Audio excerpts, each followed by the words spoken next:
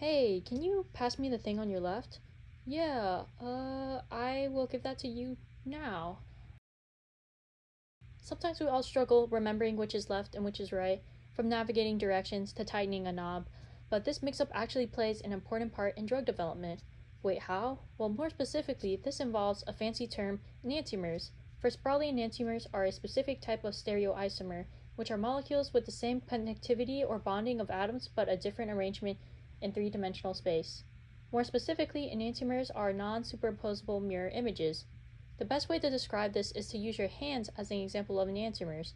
You see, your left and right hand are mirror images of each other. However, if you were to place or superimpose them on top of each other, they wouldn't match up, and therefore are non-superimposable. Even if you flip your right hand, you would have a palm-down version of your left, which is not the same. In chemical compounds, we classify enantiomers by stereocenters, which are a carbon atom attached to 4 different groups.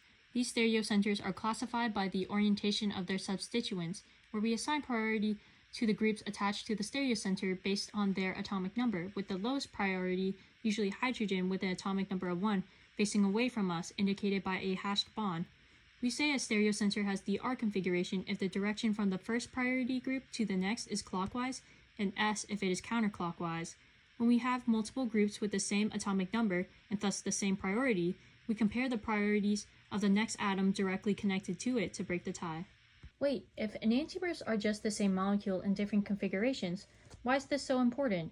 Although enantiomers have the same chemical and physical properties, they do not have the same biological effect.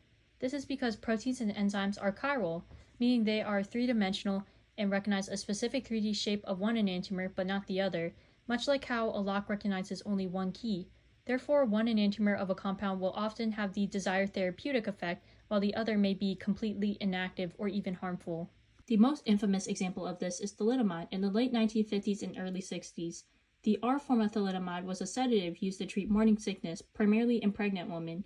But scientists did not realize they were producing a racemic mixture of thalidomide, which in other words is a mixture containing equal amounts of both enantiomers. They found this out because the wrong enantiomer, the S form of thalidomide, caused severe birth defects, including limb malformations. This led to crucial changes in drug testing, which has since greatly improved the safety of drug design. The very reason enantiomers can be dangerous is precisely why they are so important to the future of medicine. Researchers are constantly discovering new synthetic routes to access unexplored enantiomers and stereoisomers to unlock new biological activities and thus new therapeutics. So the next time you struggle with your left and right, know that the top scientists and researchers are in the same boat. Thank you.